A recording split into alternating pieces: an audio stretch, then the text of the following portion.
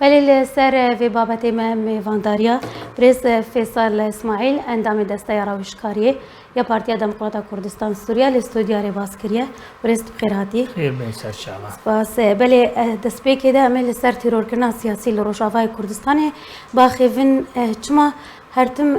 ترور کردن سیاسی آرمانجا پیدیه و تنبونا روشا سیاسی لروشاوای کردستان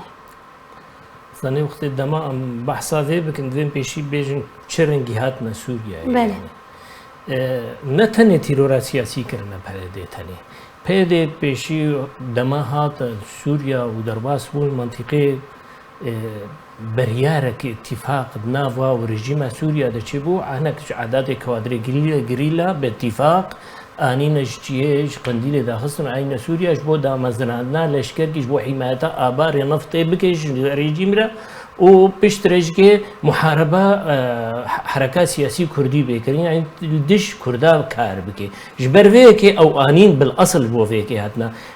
از وینا گریدم گوتنا آلداری تالی را گوت بجام اتفاق کیسی بکن به انا کثیره ام خیانت کن شو هذا خش بر او شو هذا يعني مش بو اباري نفتش بو حماية نظام شو بيقول حتى انها حمايات مسلحه وظصت كن المناطق مي بندست دستلا طبعا جبر فينا وقتها دست بيكن قالك تشتي خراب هاتنا دست بيكن نتني تيرور سياسي تيرور سياسي وقتها بخنا بروجرام براسي تشتي قالك فرج بي واسباتات وادله قالك انا الجمع وكنها قلت تقرير دهاتي كي كشتنا ليه چما اف شخصيات هاتنا اختيار كرن چرنگي هاتنا اختيار كرن ده البيرامتي وقتها قوم مصر الدين برهك المنطقه كوچراتا قلتنا اولي الدش پروژه به پیاده هات کردن گفت ای دستی خبری دستی جنکی کرد امی دستی بشکنه. بله. اب گفتنک بوزنگل جوار لیدا انو هندک هنا قبول نکن اب پروژه خراب المنطقه کردی هریستری. اواجی دخیه گو کارا خو گربونش همود شتیره. اجبر گو پروگرام جوار داد برنامج جوار داد گو چرنگی منطقه دبکن پیشی هجومی پر خو پیشاندانه کردم ما پیش خو پیشاندانی مل دری رژیم الباجار قام شلو از ذات هلیته ده مشارکه بون چند یعنی چند مرحله دسته ده مشارکه بون برای ما دمشق بون یعنی شامی بون وقت ام هاتن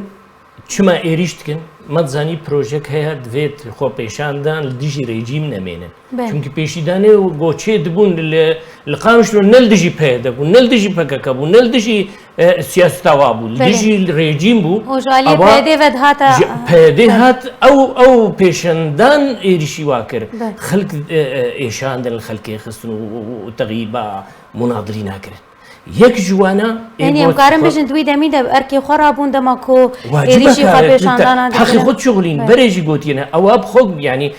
بالجهنا وقتها قودانينا قوات حماية ابار النفط خو هيسا باراستن نقول هيسا باراستنا فلان تشتي كردا قوتي هيسا باراستنا قال كيت يعني اشاره استفهام شيء كي الجماعه هيسا باراستنا قال اشبر اوانا هاتن بشي ابار النفط ومنطقه الحدوديه قرتن وبيشتوينا دست بكرم كاري خوي خراب ومنطقه خصنا بالسيطره خوي عسكري ده بسلاحي ريجيم بسلاحي دولتي دست داغير قرش كرسان يربون جبر فينا مديد دست بكرم فيجا شخصياتي ايجو رولك وانا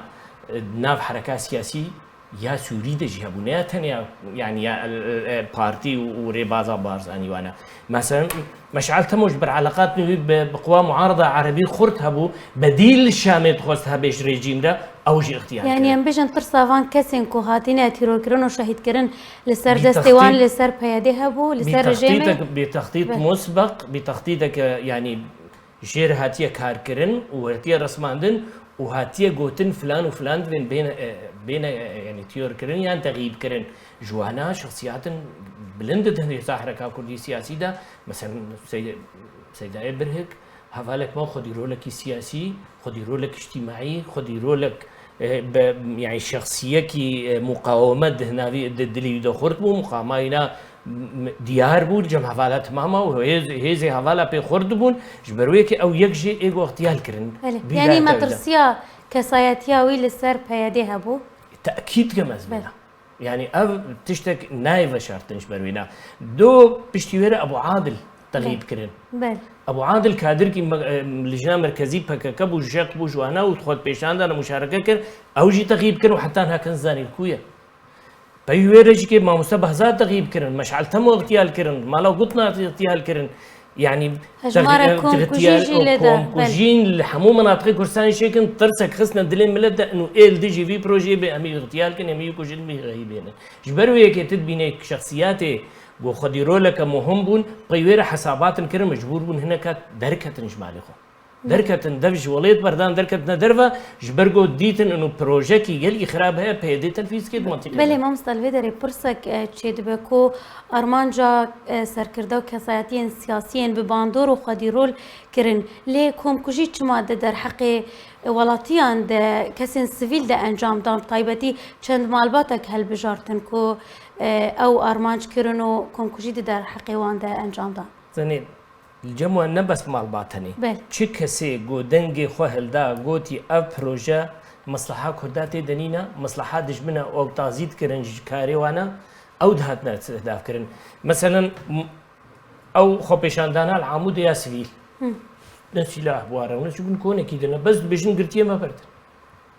جبر شعبي عمود باجار كي معروفه كردني وخوريه وشعبيش فرنسا نشكس حكومتها فرنسيه نشكس طارا اللي تصل شعبي نشكس عندنا حكومات عثماني متتالي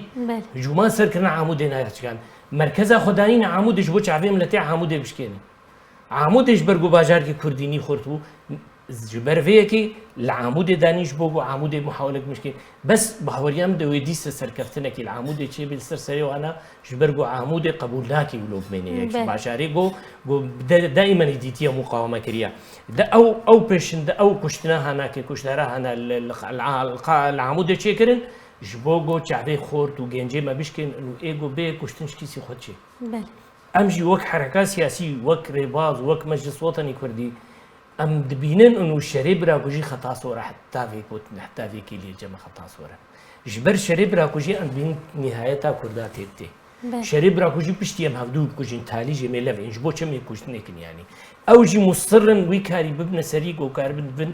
جميع محاولات خد كن جميع كارات كنش بوكو في اغتيالات سياسي كرنا تهجير كرنا خورت بري خورتا دانا درفل خورت قردن خورت كوشتن عائلات وطني مالا نعسانا غات الغزال العام المنطقه كوشرات خلق بردان ناف اني ناف الفينيج كيما خلق عرب خورتاني درباس كرن حمو كاري هاتنا كرن يك جوانا تيرورا سياسيه يك جواقا كاري خراب تيرورا سياسيه او تيرورا سياسي جي هاتنا نقاندن ايجو باندوركي السر كاريواتي كرن ايجو واضعيتكي او كرنا حتى ايروجي او يكاريتكن برنجكي بجرنجا تدبيني يعني حتى جو امريكا كانت انتخابات هذا مفاوضات سكنات حوار كردي سكنات يعني شما بس ام فهم كنت شما سكني شما ودست بك شما سكني وشما قلت كذا مراحل امي تشكي انجاز كندا و دار خليج جار كي بيجي ام لشكري روج مرتزقه وجار كي بيجي ام اتفاقي مجلس وطني بركن خيانتها كيتكي خيانتها كيتي كريم يعني خيانتها تيكرن باتفاقاوي بريجيم رتيكر او خيانات الخوت بتوقيع خودك نخيانات الكردات يعني امكارن بيجن تبحث دانوستاندنا كركو او ارمانجا دانوستاندنا دكن شر دانوستاندنين كو جاليه امريكا وهمجي دس بيش خريا فرنسي وكو دس بيكري چما دس بيكي قبول كرن قالو بن فشاري دبون يعني تاكو دانوستاندن قبول كرن وبشتي ويجي كو هر جاركي در كفن لدوانين لدجي فان دانوستاندنان دبيجنيان جي بخيانات نافدكن او تشتغل يعني الفيديو جرينج هذا اللي بوتن او دائما ضعفتين بخاط قبولتكن قلت كفنا مراحل ضعيف ده قبولتكن كردار مبسطين سيجاره ما اتفاق باقي هر سيجاره ما او انقاذ كرنا شو المسائل بس بين اقليم باوريام ده مجلس وطني كردي نتيجات تجربات ريجي بواره قلت ام تشتي بتفقن ام نملتزم به حتى اتفاق كامل شيء نبي افناجي مرنا بهديه جبر هيك يجي حتى واجي شركر انه انمي معامله بسر وقت مره شرد كن يعني مفاوضات تكن سر شري وقت مره كن بينه روكي وين والله خلاص متفقين وتشتكنا معي جبر خد بيجي تشتك ما انا قلت يا متفقين ام بيجن ما مثل بروجيكي كامل ام درونن ام جهانا تفاهماتنا او تفاهماتنا اتفاق حتى بقى اتفاق نهائي توقيع نهائي اتفاقا حتى انها ما تشتك بار اتفاقنا بس ما تفاهمات كرنا او تفاهمات هناك سر اساسي بروجونديه مصلحه ملتي بروجونديه متى ذهبن ام ملتي متى ذهبن امن الاي بارتي تيتجرج برجو مجلس ام يازا بارتينا دوزا بارتينا امن الاي حزب يتجرون وكنها هناك جار وللاسف ومخابن هناك أكاديمية دنفيسين إنه خلافها كردا سر كرسيا ومصالحة نأفا أم هين هيفيد بيدي دا نابين جو بروجي كردي مر اتفاق كيسر أم اتفاق ناكن جو قوى عسكري بمن بيدي تاني وتحكمي بروج آفا بكي واغتيالات سياسي لحظة بخازي وكي ولحظة بخازي خلقي بزوري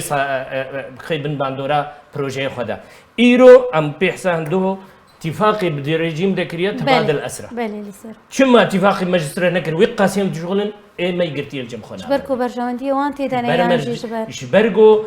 أو دبيجي از خيانة توقيع كم شبركو توقيع كريه بدي جمر از خيانة الوناكم توقيعها خورا خيانتك كي وقت اتفاقي مركي از تأكيد كم. يعني خيانة البروجا كردي دكينا ليه. ناد خيانة البروجيت كي جو بروجا كردي بكي خيانة كريه.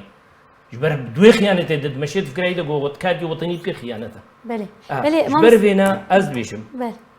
أز هيفيد كم شيء كبير المفاوضين ما مستر محمد إسماعيل. إيجو جهرز واحترامية إيجو بين فرهجي يتعاملت كي أو بين الفرهية يفيد دام حتى الدار دفع أخطاء أجي لجها وقت يقول إنه اتفاق ما نبي وقت خيانته جاء راعي أو المشرف أو كنا فيليت كني أمريكانا بيجن الدار نماش حقيقي بحقيقة كردنا في كردنا بيشتغلي بل يك جوا حزابين مجدنا وادا اي بيانكي زلام دركبي وبيجي بأف غلط بيشي بل يك جوا زلام دركبي هنا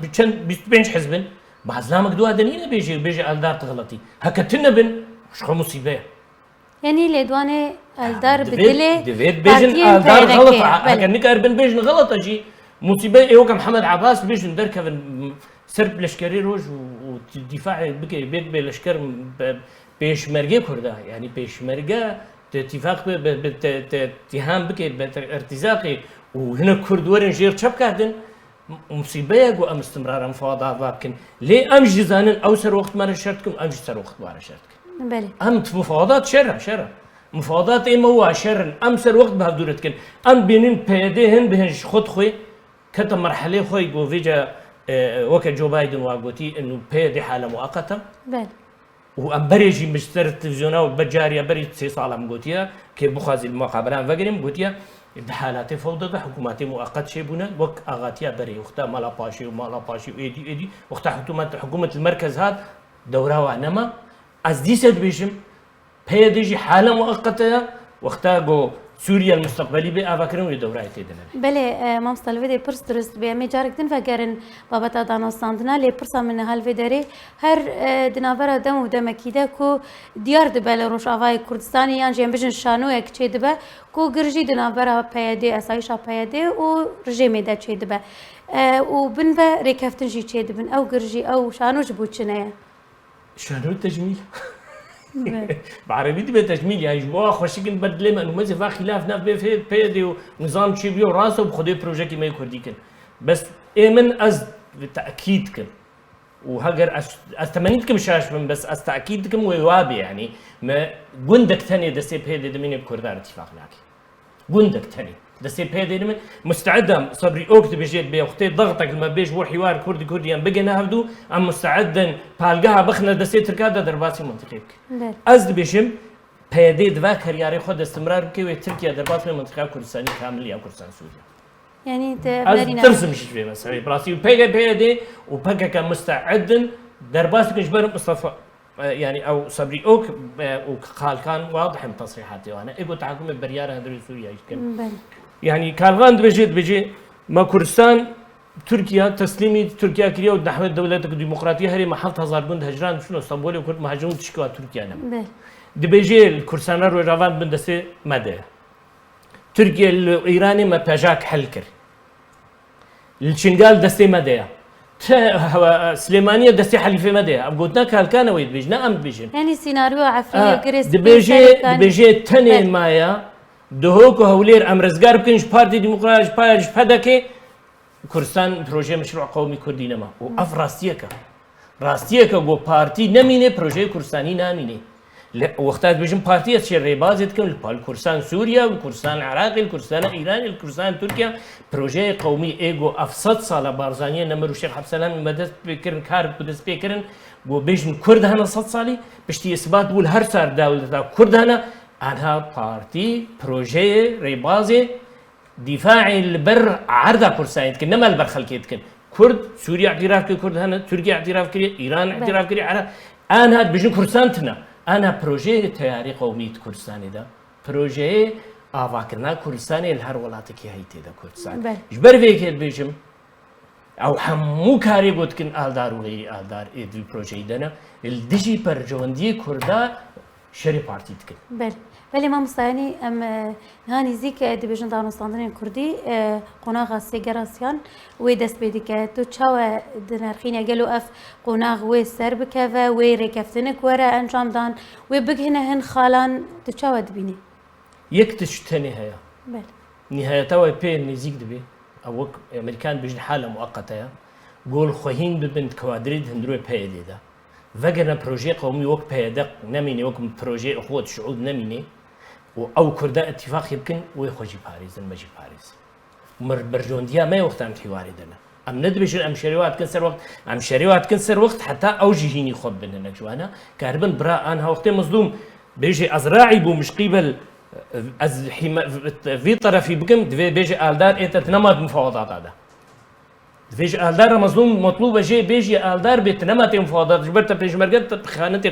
مرتزاقی kirin û te dibêjî ittifaq xeyanete te çê hîwarê çê tê hîwarê çi yani ew tê çi gerek mezlûm abdê hedkî ji hevalê xwe deyîne heger projeyê wayî qewmî hebe heger projeyê wayî wetanî jî hebe heger projek neb kurdar hebe û karkî kurd karkî wetanî jî hundirê Sûriya bikin muşterek divê ji hevdûre bêjin ev nayê kirin û metlûba هەواڵێ مەی مفاوضاتە وەساز مامۆستا محەممەد نقاطە سەحروفە ژێ مشرفێ سەر هیوارێرە و خاستان ئەمریکان و فەرەنسا و دەوڵەتی ئۆروپی ئێگۆ حەقێ ملەتی کوردرە بسەکنن و پرۆژێ حەقی حەقە بێ دەبێ حەدکی ژفا تەسەڕفاتیەوە هەردەینن یانژی نەمعقولە اتفاق مەرە خیانەت بێ ئەو ئەم هەرە اتفاقی یانی وما خاین بکەن یانی بله مامۆستا نەریناتە هەگەر گاڤنش بۆ گەراسیان هاتە یان ژی ڕێکەفتنن هەفتێگەهشتنێک دن چێ بوو wê peyedê di tîrorkirina siyasî de yan jî tunebûna siyasî li Rojavayê Kurdistanê her wiha di revandinê de jî wê raweste wê sînorek ji van kiryaran re were danîn yan her wê li ser van kiryaran berdewam tiştekî gelkî muhim heye PKK û tewabeyê wê ne di aştiyane de dewrewa lawaz dibe ji ber ku ew dizanin ittifaqek çêbê û projek çêbê bi teqadum ev icrama gokirina di mentîqê de û cerîmekirina kuşdarê kirina şexsiyetê sanî bi teqadum nabirin xelkê wa wê dawê resmî li hikûmet bikin li wana in wa xelkê me kuştine divê û wana ber mehkema aldar û zanî rokê ê ber mehkemê yanî heta em ittifaq jî bikin em ittifaq jî bikin em meclis bêjin xeyo مون عفو كرنا بس خلكي واخلكو عفو ناكي خلكي نواهنا ود عويل فاكن افناش برويكي ناخذ انتفاق شبه اشتيانا بكك دمري دفرا اشتي لي ابي بكك الورنينا بكك جيند بي سر كشتنا وسر خينا كردا دفرا خينا كردا لي برجه بكك الويدريا يعني نارينا تدت تو تيا دامستانتنا از بجم دفيت لاواز ببن هي دفيت بينها بالي ما فرهبي حوارات خود مستبرم بتشكي راستا او هرت كفنا اخطاء مزنده والبرجع فيه حليفه ماي او حليفه ماي كرسانيجي انه تبيني ام بين فريق تعامل سياسي تعامل كن وبنفس الوقت كي دول التحالف جيكي ده نهايتها داعش ده نهايتها تشا انظمه ارهابيه هبتي منظمات ارهابيه ارهابي سر ملتي خد كن و برب تعليجي بله مامستا پرسامنا داوی اشتهر لسر تیرور کرنا سیاسی و راواندنا چالکبان و سیاست مدارین کرده کلو اگر هيا روجا کوری اف مالباتین کسین و هاتین تیرور کرن هر وها هاتین رواندن و تانها بنجاف کرینه بسروشونن او کسورن سزادان ورن توان کرن زاني خوش كده ماموستا موضوعين يعني كس هنا كوفان فان سزابدن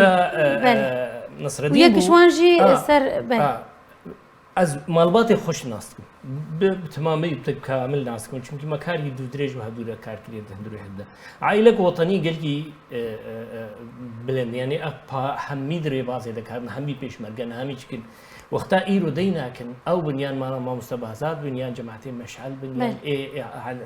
خەڵک احتیراما بەریارێکی دەگرن ئەو بەریارە بۆ جەنابێ سەرۆک گرتیە نوشێری براگوژن نەژ مەسلحامەیە نەژ مەسلحا ملەتی کوردە باحتیراما وێ هاتیە گرتن حتا نها تکار لێ نەکردنا لێ بالتقادم ئەو کوشدارێ سیاسی چێبوونە هەندێک هەنە مەسئولن بەردە ئەو مەسئولن ئێگۆ ئیرۆن هەبمەت مفاوضاتا دەنا وەختا گۆسبێ ئەملەو هات انتیفاق و چێبوو و نظامێکی عادل هاتە یعنی دیموقراتی منطقه مەدە حکم بکێ و محکمەکی عادل چێ بێ نە ئەو محکمێک و حاکم ئەمی بێ نزان بنفسێک هاتیە حێرایی دەنووسێنە ژێر تشتا ئانجی ئەملاءاتا سەردکن وەختا گۆ قەدیەک هاتە سەر لە محکمەی وێ موسى بخوازم او زانن انه بريوان محاكم نايا او زانن بو انه اتفاقي بكردار بك نهايتا واتي وك شخصيات درج انا شي المنظمه بيديك بيديك هو درنا وحنا جاميرا وك ما حاسين في المسألة جاميرا وك ما دبيجن بس نويرن بوك ما زانن انه اتفاقات بكردارج مصلحه وايشي سير بيقو قد كبي قهمه وقتها اتفاق شي بو حوالي بيديك فاتي قو اتفاق شي بي قالك جوا اللي بس او قيادات جو توقيع كريا انه از كرداره تشكينكم